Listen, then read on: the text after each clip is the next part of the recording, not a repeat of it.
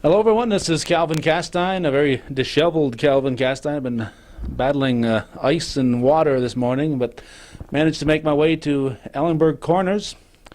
And we're here to talk about something new that's happening in the area Catholic churches, or at least most of the area Catholic churches. And we have three people with us, and we're going to let them introduce themselves.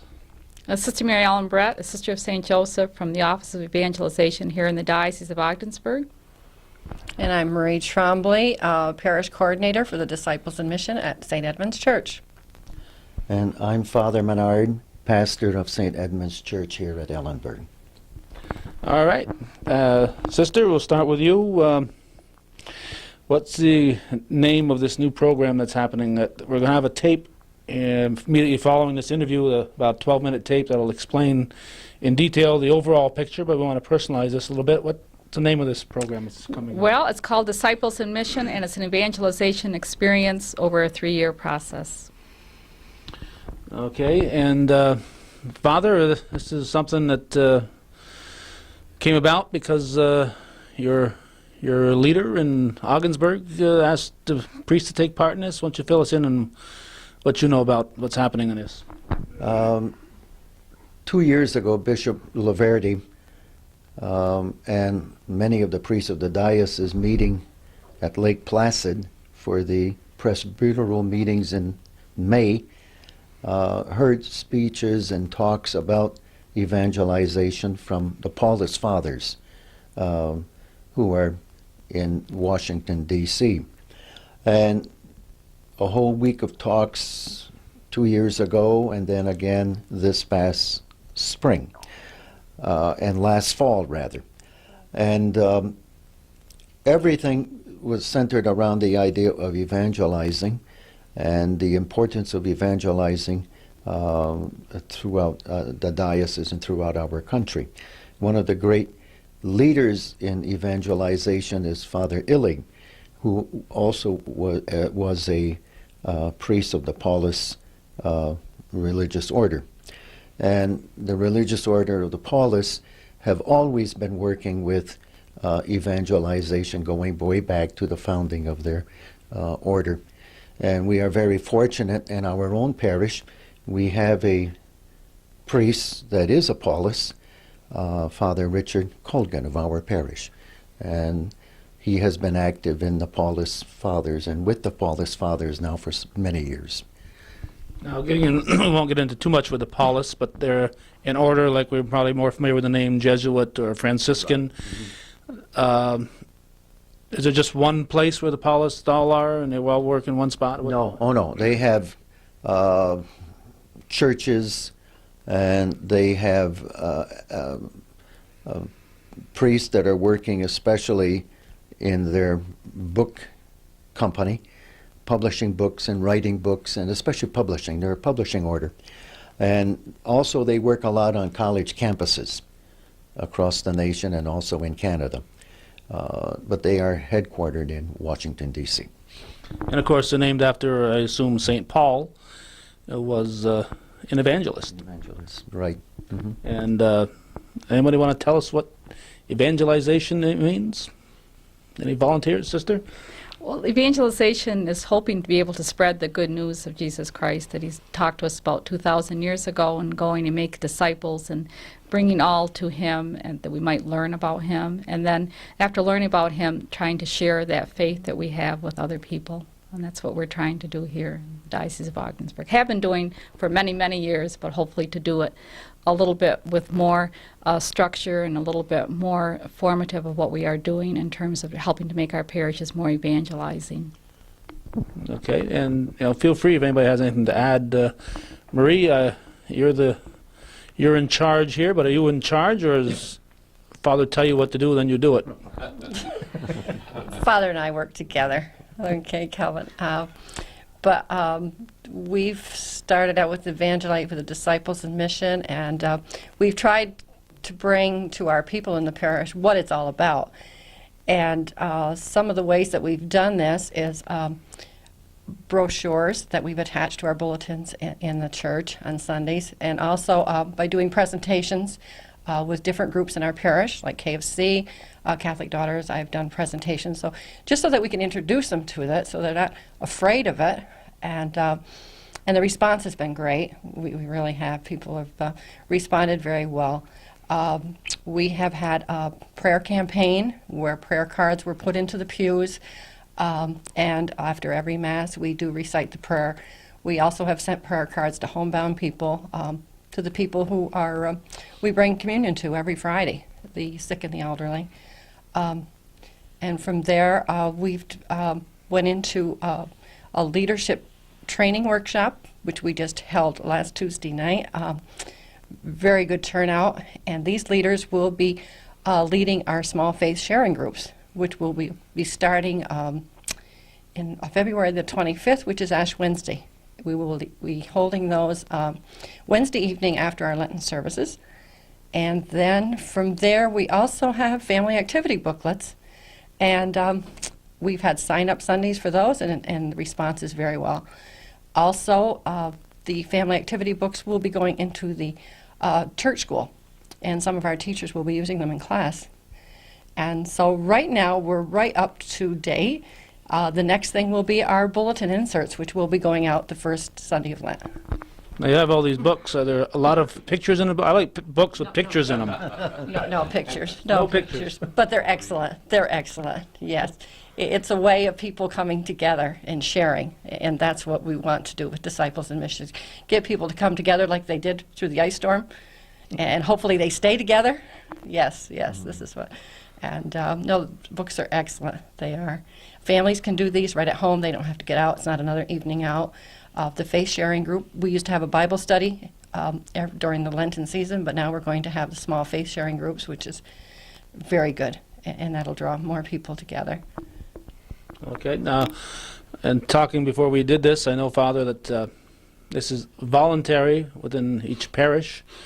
So I think 122 parishes and missions in the diocese, 76 are taking part in this. Let me ask you this, Father. If there's somebody out there in our Clinton and Franklin County area that's watching this, and their parish isn't taking part in it, now let's say St. Edmunds wasn't taking part in it, and somebody in the parishioner wanted to do something, what would they do if they wanted to get something going in their own parish, or should they be asking Sister that? I think you should be asking Sister would have the more correct answer. But I'm sure they could get on some way, somehow. Oh, they certainly can. And I like to hear Marie say that they're right on schedule, and that's wonderful. And that's what we like to hear. But everybody's on schedule because all 76 parishes are out there at different levels trying to do their very best to encourage people to become faith sharers. Those who are not on target right now or who would like to come in just have to give us a call in Ogdensburg at the Office of Evangelization, or talk to Marie or one of our 76 parishes that are already participating. And these 76 parishes have been listed in our North Country Catholic, and anybody would like to contact any of those parishes would be free to do so. So is it possible that if, for whatever reason, the priest decides it isn't what he wants to get involved in, that the parish can become active, or does the priest have to make that decision? Bishop Liberti, as we know, has been very forceful in terms of this new evangelization and implementing the document of Go and Make Disciples, which is the United States Catholic Conference Bishops' plan. And what he would like to do is to have all the parishes obviously be a part of this, but he's leaving it up to the individual decision of the parishes and their the pastors, their pastoral councils. And if they would like to, there's still time that they could get on with us for this year, do parts of it, pieces of it. We'd certainly be very happy to help them with it. But the intent would be that they would want to sign up by July 1st and become a part of the full picture, so that we could train their leadership teams to do a lot of what Marie and Father are talking about here, that they're already doing in this parish this year. They would be better qualified to do it in their parishes next year. Okay. Sometimes I miss when the answer has been given and I just haven't heard it. But I heard you say it's up to each parish to decide that. Again, if the priest doesn't want to do it, who's running that parish? The priest is, we're just not going to do it in my parish. Right. You say it's up to the parish, but is it up to the priest, or is it up to the individuals? It's up to the parish priest. Some parishes have decided that maybe at this point in time they're doing things related to evangelization that they already have going, and would like to see those through for a while, and then maybe look at what's happening out there in Disciples in Mission and continue on the process with what they are doing and relate to us. Is it Now, possible? Sister, excuse me, how about like certain parishes in the last year or so have been involved with Isaiah? What is it, Isaiah? And this has been accepted as an evangelization program, and therefore parishes that have gone into such a program as Isaiah, what is it, 20, Isaiah 44, program, do not have to do what we're doing at the present time. So there Okay, so are they can do other that, something in lieu of this. Right. Like I know my brother and Father Roland in Malone at St. John Bosco, what he did and what the parish council decided there was to use the facility of a sister that they have hired, and she's doing evangelization door to door, is what they felt was most important for them at this point in time. So there are, as Sister mentioned, various options. So it doesn't mean that the other parishes are not doing anything at all. Yeah. Okay, now, I want to come back to part of this again, but you mentioned door to doors. While I'm thinking of that, I don't want to lose that thought. We're probably all familiar with religions we won't mention that do come door to door, and sometimes people aren't too happy that they're coming door to door. Can you envision something like that happening within this type of a movement?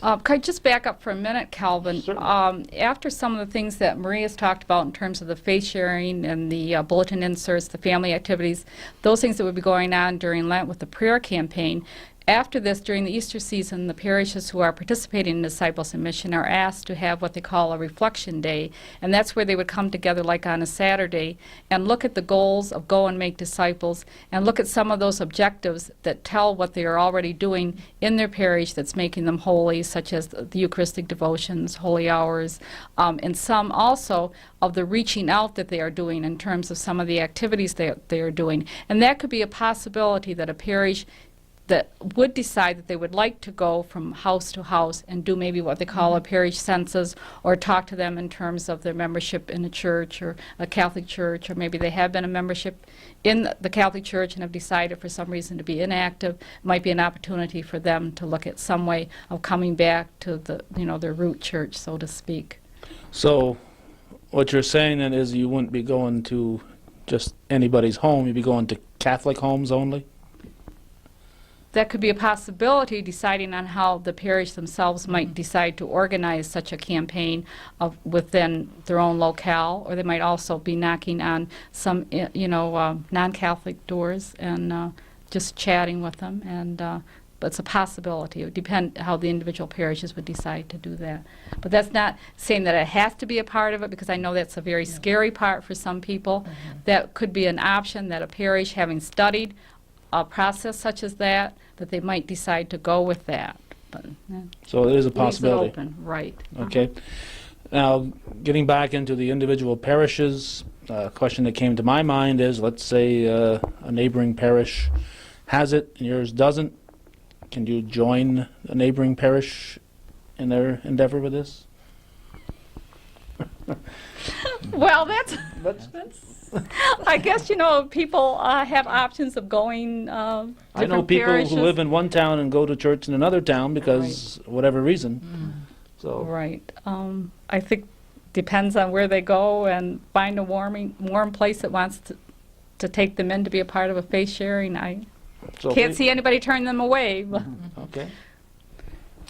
Anything else that isn't covered on this tape that you feel that, should be brought out? I haven't seen this tape. Have you seen it, Father? Yes, I have. Okay. So I think you've covered quite a bit. Now, as far as on the local level, we, as you mentioned, are pretty much well set. We've had several training sessions. And Marie, by the way, is also, on the diocesan level? What is her work there? I'm the coordinator of Disciples in Mission, and we have a team of 16 people, 15 others that work with me to try to organize this throughout the diocese and work with our partners, the Paulus in Washington. And Marie is one of our Disciples in Mission diocesan team members. So in addition he's- to being the parish. Right, right. Okay, so there's 16. Are each of these Have us all also, together. or are the other 15 also all from individual parishes, or are there other They're from sisters or priests or individual brothers? parishes, and they're also Deaneries. from individual deaneries. You know, we have the 8 deaneries here in our diocese, and geographically we're spread out quite far, so what we're trying to do is to draw us all together by having representatives on this team that can speak for what is good, what they feel would be good for the parishes within their deanery, in terms of getting involved in this. With all of our snowstorms and our ice storms, what are some of the best things that we could do to accommodate each deanery as well as each parish within that deanery? Now, we've all, at one time or another, taken a trip, and even though the trip itself might be fun, you've always got someplace you want to be when you get to the end of that trip. Where do you want to be when this is 2-3 years into it? What do you expect? Well, I think one thing that I would expect, and I suspect many of the parishes in the diocese, is an active role in our parishes, and also not to forget that for all of this, the Holy Spirit is very, very important in our lives, and therefore without the Holy Spirit helping us and guiding us, we would not get very far. Part of the program, part of this Disciples in Mission is to ask the Holy Spirit to come and help us and to work with us and to urge us on and so forth. Also, too, this is the year of the Holy Spirit declared by our Holy Father, Pope John Paul II, for the millennium, the celebration of millennium. And so it's very important, and I think it's very nice that this year, with that in mind, that all the parishes are, or many of the parishes are getting into this program of Disciples in Mission. Okay, sister, what do you envision for 3 years? Definitely so. The Holy Spirit is just working so much in our lives that we already have evangelizing parishes. As I said earlier, you know, parishes have been really working with the Holy Spirit and trying to bring other people to God, to Christ. And that's the hope, that through this, people are going to be talking more to each other about their faith. We're going to love our faith, love what's happened in our own personal lives, that we're going to be willing to share this with others and get them excited about it, and that it's just going to grow and grow, so that we're going to even want to build more faith-sharing groups and go deeper in terms of what the Lord has done in our own lives, so that we can have everybody be a part of it and reach out to others and bring people in, and so that everybody can be a part of it. And hopefully, too, as we work with teams, we're going to build more team leadership and more people working together for the good of the whole, and not sometimes our own little petty things that we'd like to see happen, but look out there at the bigger picture and help everyone. Okay, Father, I'm going to hit you hard here now, because you never know what happens when that camera starts running. I know in the past 20 years, probably more so than in the past, ecumenical movement has taken part. How do you see this working with an ecumenical movement, where we try to work together with other churches without, imposing so much our own beliefs, but work together with them? The ecumenical movement is going very strongly in many areas of the world and in our own country and in our own diocese, whereby what we are doing on a local level here with Disciples in Mission, we share and work amongst the different groups of ministers that you get together for talking and so forth, which we have in our area, where the ministers and the clergy gather together and the priests, and then these things are brought up. And so, in other words, we keep spreading the good news, we keep sharing, we keep working on what we agree on and what is common for both of us and for all the various religions, working from a positive point of view. And this way, hoping at least we can get a better understanding of each other, of the various churches, and also, too, a better understanding of the Catholic Church. That we're all working together in a way to bring the Lord and to bring Christ closer to people and to draw people closer to God and so forth. We've already began, well, about 4 years ago, we started an ecumenical prayer line. And so we have people on our prayer line from different denominations. So this has worked well for 4 years, and hoping to do even more. So you don't see anything in here that's going to cause any ripples with the Oh, ecumenical part of all no, this? no. I think it's going to bring us together. And I was just speaking with the minister the other day from the Methodist over here, and she wants to get in and just visit. She's just going to call and talk to Father, and so she's new here and in the community, but I don't see any problem. I see us all growing together, yes. And also adding to that, the more we are filled with the Spirit and be able to share with one another our own faith, and the greater knowledge that we have of our own faith, then this can be shared with all different people too, of different backgrounds. We're also saying with the Holy Spirit, open our hearts to the Holy Spirit. But after this 3-year program, we're just hoping and praying that we just don't stop there, that the faith sharing will continue, the family get-together will continue, the praying, and we do join together. And so that is our goal after the 3 years. Just not to say, okay, Disciples and Mission is over in 3 years. No, we continue. So just very optimistic about it. I think it's great. Okay. Do any of you see now to some people have deep faith, but it's very private, very personal. They're not drum beaters.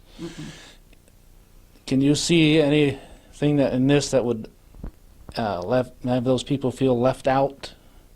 Because some people can beat the drum better than others, and if I can't beat the drum and you can, then You have to be careful of that, too. You have to be very careful of that. Yes, And I very think careful. that the faith-sharing leaders have been well-trained in terms of looking at where people are at with regard to their faith, the private parts of our faith, and can only share in anything only as much as we are comfortable and want to share with someone else. And that part must always be respected. And we want to certainly encourage anybody that might feel that it's very private and we don't want to share it out there, not to be afraid that the groups will be confidential, to keep what is said within the group right there, and that they should feel free, and as much as they're comfortable, again, to share that faith.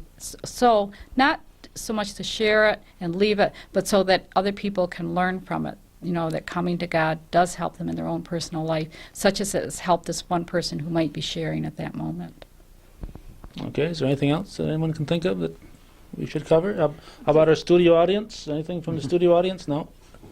Sister? And I just hope, too, that, both Father and Marie have shared very much in the terms of the faith sharing, that ecumenically. Also, I think that already in this diocese for a long time, we have been networking in terms of food pantries, clothing shelters, and certainly during the ice storm, we've had all kinds of denominations working together, and hopefully that the action part will grow out of Disciples and Mission, so that will all be stronger in terms of networking with our the fellows and the men and women out there of other denominations. Is there a phase 2, phase 3, or is this? Well, it's going to be we're in phase 1, we got phase 2, 3, and then we got the year 2001 planning a big Pentecost novena, a big celebration at that time, and then continue each year to plan what we're going to be doing long range in terms of evangelization activities. So we're not through, we're only beginning, it's going to get stronger and keep going and going and going. I keep hearing that 2000 and 2001, and 2,000 years sounds like such a long time, but Father Menard was one of my teachers back at St. Mary's, and I'm 50 years old, and we had about 45 people in my graduating class. And if you multiplied just those little 45 people in that St. Mary's graduating class of 1964 by 50 years, that's 2,250 years. And we haven't experienced that much in that, so that's more than the millennium. It's more than the 2,000 years, and it's just 45 little lifetimes. Good observation. Right. Yes. That's good. Very good. Yes. So with that, we're going to go to the videotape, and hope this answers any questions. If people end up watching this tape or end up watching our interview here and have questions, who should they contact? Call Calvin right away. He'll have all the answers for you. I got all the questions, not the answers. Call any one of us. I'm long distance. These two probably be local. Well, for some people, but For some people, that's right. Any of the parishes that have the Disciples in Mission program going throughout the area. contact your Like I local said, priest if he doesn't. That's right. He can at least tell you who Exactly. does have it. That's right. Right. And also the North Country Catholic's been covering it a great extent, and some of the local papers will be picking it up and have already started to pick it up and will be picking it up too. So, read the secular papers too and you become knowledgeable. Any way we can help anybody, just let us know. All right. Thanks for chatting with us. Thank you. Thank you.